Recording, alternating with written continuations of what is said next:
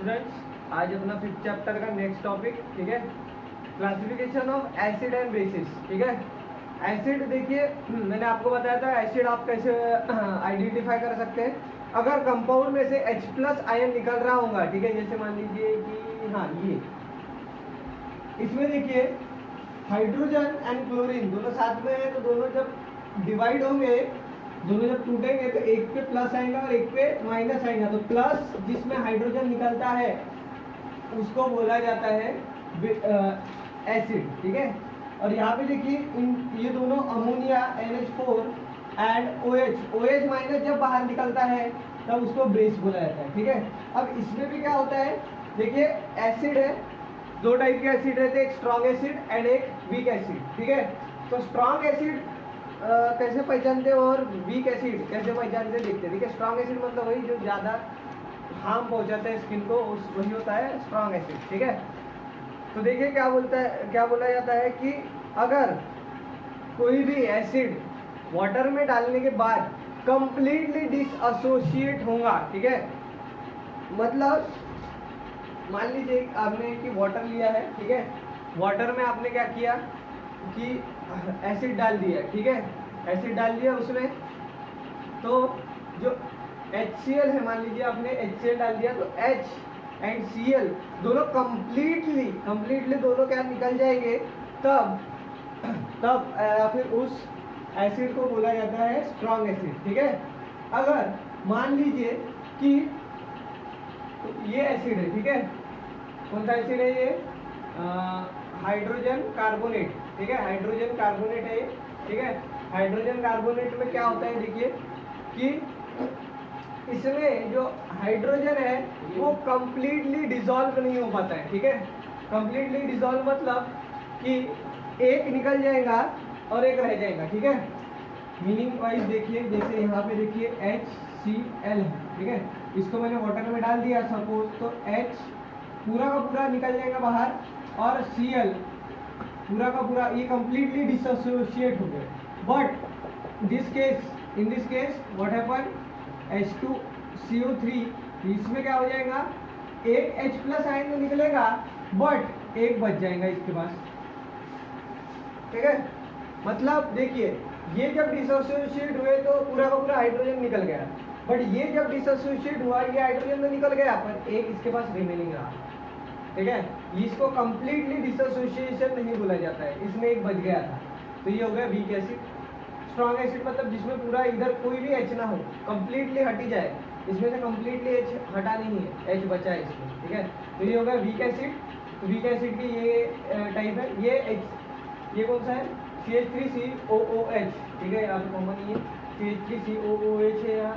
ठीक है, इसको एसिडिक एसिड भी बोला जाता है। ठीक है, इसमें भी क्या होता है, देखिए CH3COOH, इसमें क्या होता है, जब डिसोसिएट हो जाता है तो H निकल जाता है और बचता है CH2COOH। ठीक है, तो इसमें क्या होगा, देखिए दो बचे हैं इसमें। ठीक है, तो ये हो गया वीक एसिड।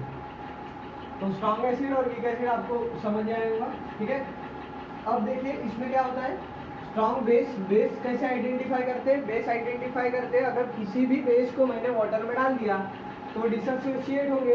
अगर मान लीजिए ये बेस है NaOH, ये डिसोसिएट होंगे तो Na और OH बाहर निकल जाएंगे दोनों, तो जिसमें OH माइनस निकलता है उसको बेस बोला जाता है, और जिसमें H+ निकलता है उसको एसिड बोला जाता है। तो ये बेस हो गया। इन सब में देखिए OH माइनस बाहर निकल रहा है, तो ये हो गया स्ट्रॉन्ग बेस। वाटर में डालने के बाद कंप्लीटली डिसोसिएट होकर OH माइनस जिसमें निकलता है उसको बोला जाता है strong base. Okay, but in this case what happen, देखिए ठीक है, इसमें देखिए OH तो निकल रहा है बट कंप्लीटली इसमें से हाइड्रोजन नहीं निकला। ठीक है, स्टिल इसमें हाइड्रोजन है। ठीक है, इसमें तो ये हाइड्रोजन नहीं था इसके साथ।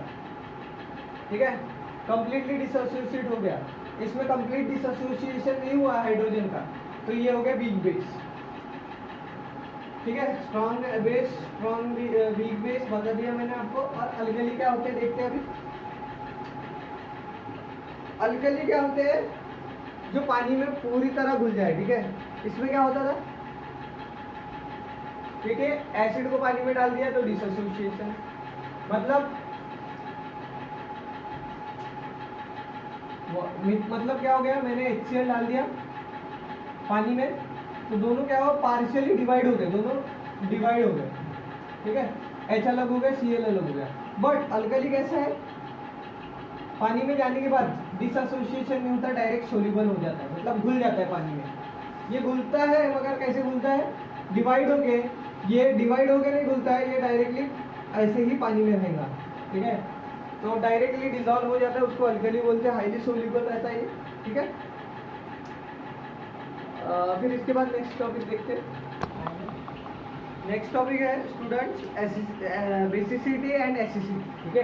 बेसिसिटी एंड एसिडिटी मतलब होता है कौन कितना ज़्यादा बेस है और कौन कितना कम, मतलब कोई इसमें बेसिसिटी ज़्यादा होगी तो एसिडिटी कम होगी और एसिडिटी ज़्यादा होगी तो बेसिसिटी कम होगी, ठीक है। अब पहले अपन देख लेते हैं नंबर ऑफ H+ कितने रहेंगे। यहाँ पे एक हाइड्रोजन मॉलिक्यूल है, इसमें भी एक हाइड्रोजन मॉलिक्यूल, इसमें 2 है और इसमें 2 है। इधर देखते हैं OH- कितने, इधर एक OH- है, एक है, यहाँ पे देखिए 2 OH है और यहाँ पे भी 2 OH है, ठीक है। कुछ नहीं है, सिंपल है, OH गिनना है इसमें कितने हैं तो ये क्यों किया स्टूडेंट्स अपन ने, ठीक है। नेक्स्ट पेज में अपन अगर देखेंगे 62 पेज नंबर पे, तो बेसिसिटी ऑफ एसिड, ठीक है। देखिए बेसिसिटी एसिड की निकाली जाती है कि एसिड कितना बेस है, ठीक है। अगर मान लीजिए बेसिसिटी ऑफ एसिड कम है तो ज़्यादा एसिड रहेगा और किसी एसिड की बेसिसिटी ज़्यादा रहेगी तो ज़्यादा बेस रहेगा और एसिड कम रहेगा, ठीक है। मीनिंग समझ लीजिए, ठीक है।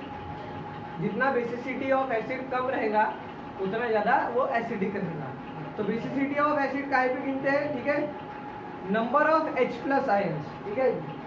जिसमें नंबर ऑफ H+ आयन जितने ज़्यादा रहेंगे वो उतना ज़्यादा एसिडिक उतना ज़्यादा बेसिसिटी रहेगा उसमें, ठीक है।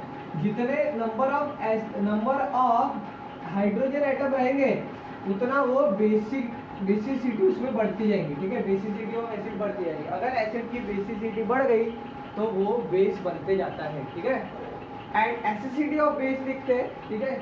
अगर मान लीजिए इसमें नंबर ऑफ OH- गिनना पड़ता है, जितने ज़्यादा नंबर ऑफ OH- रहेंगे उतना बेस की एसिडिटी बढ़ती जाएगी, मतलब बेस उतना एसिड बनते जाएगा, ठीक है। नेक्स्ट है कंसंट्रेशन ऑफ एसिड, ठीक है। ये थोड़ा थ्योरी टॉपिक है, बड़ा टॉपिक है, मैं आपको सिंपल शॉर्ट में बता देता हूँ। कंसंट्रेशन ऑफ एसिड मतलब होता है, जैसे मान लीजिए आपने लेमन जूस लिया, लेमन जूस भी एक एसिड है। अगर आप पहले टेस्ट करेंगे एसिड की बेसिक प्रॉपर्टी क्या है, वो सोरिंग टेस्ट होता है, मतलब क्या मतलब नमकीन टाइप, खट्टा टाइप होता है वो, ठीक है। तो अगर मान लीजिए आपने बिना पानी में डाले टेस्ट लिया तो ज़्यादा खट्टा लगेगा, सोर टेस्ट में ज़्यादा लगेगा वो, बट उसको पानी में डालने के बाद उसका जो खट्टापन है वो कम होते जाता है, ठीक है। तो इससे क्या होता है, कंसंट्रेशन जो है ना वो पहले पानी में डालने के पहले बहुत था, ठीक है, मतलब बहुत ज़्यादा एसिड था, ठीक है। तो एसिड ज़्यादा था उसमें, जैसे ही पानी में डाल दिया उसका कंसंट्रेशन कम हो गया, एसिड की बेसिसिटी बढ़ गई उसमें, ठीक है, इसलिए उसका टेस्ट अपने को सोर लगा, ठीक है। तो पानी में डालने के बाद एसिड की बेसिसिटी बढ़ जाती है, ठीक है। तो कंसंट्रेशन कम करना है तो आपको सिर्फ पानी में किसी भी एसिड को डाल देना है, उसका कंसंट्रेशन अपने आप कम हो जाता है। नेक्स्ट टॉपिक देखते हैं स्टूडेंट्स। सो स्टूडेंट्स देखिए नेक्स्ट अपना टॉपिक है द पीएच ऑफ सॉल्यूशन, ठीक है। पीएच ऑफ सॉल्यूशन मतलब pH of solution, pH of solution मतलब होता है स्टूडेंट्स कि अगर मान लीजिए किसी भी सॉल्यूशन का अगर पीएच ये 7 रहा तो वो ना एसिड होता है ना ही बेस होता है, वो होता है न्यूट्रल। क्या होता है वो? न्यूट्रल। अपन देखिए थे एसिड कैसे पहचानते हैं, एसिड HCl है, तो अगर जिसमें से H+ बाहर निकलता है, H+, वो रहता है एसिडिक, और जिसमें से OH माइनस निकलता है वो रहता है बेसिक। अब जिसका भी pH एक इंडिकेटर है, ठीक है, वो 1 to 14, 0 to 14 तक रहता है, ठीक है। अगर किसी आपको बोला गया किसी सॉल्यूशन का pH लेवल या फिर pH नंबर 7 है, तो ना ही वो एसिडिक है ना ही वो बेसिक है, मीनिंग दैट उसमें H प्लस आयन भी निकलेगा और OH माइनस भी निकलेगा, मतलब जैसे वाटर, ठीक है। एक H निकल गया, इसमें से 2 थे, एक H बच गया और एक O। इसमें देखिए H प्लस भी निकल रहा है और OH माइनस भी निकल रहा है, ठीक है। तो H प्लस किस में निकलता है? एसिड में। और OH माइनस किस में निकलता है? बेस में। इसमें तो दोनों निकल रहे हैं, तो ये ना एसिड है ना ही बेस है, ये हो गया न्यूट्रल, ठीक है। तो जिस भी इसका pH ये 7 रहा वो रहता है न्यूट्रल, ठीक है। और यहाँ से मतलब यहाँ से 8, 9, 10, 11 अप टू 14, ठीक है। 7 से अगर pH लेवल ज़्यादा है तो वो रहते हैं बेस, ठीक है, बेस रहते हैं, ठीक है। मतलब जितना नीचे जाओगे उतना बेसिक, और 7 से जितना कम रहेगा मतलब 6, 5, 4, 3, 2, 1, 0, 0 वाला सबसे ज़्यादा एसिड रहेगा और 14 वाला सबसे ज़्यादा बेस रहेगा, ठीक है। तो pH लेवल जितना ज़्यादा उतना बेसिक और pH लेवल जितना कम उतना एसिडिक, ठीक है। देखिए सबसे ज़्यादा एसिडिक जिसका pH 0 है वो है HCl, और सबसे ज़्यादा बेसिक जिसका pH 14 है वो है NaOH, ठीक है। तो ये हो गया एसिडिक एंड बेसिक, ठीक है, pH लेवल, ठीक है। अब देखिए नेक्स्ट, इनके कलर भी रहते हैं, ठीक है, उसको यूनिवर्सल इंडिकेटर भी बोला जाता है, ठीक है, ठीक है। ऐसे स्केल दिखेंगे आपको, ठीक है। ऐसे स्केल में ग्रीन कलर रहता है 7 का, और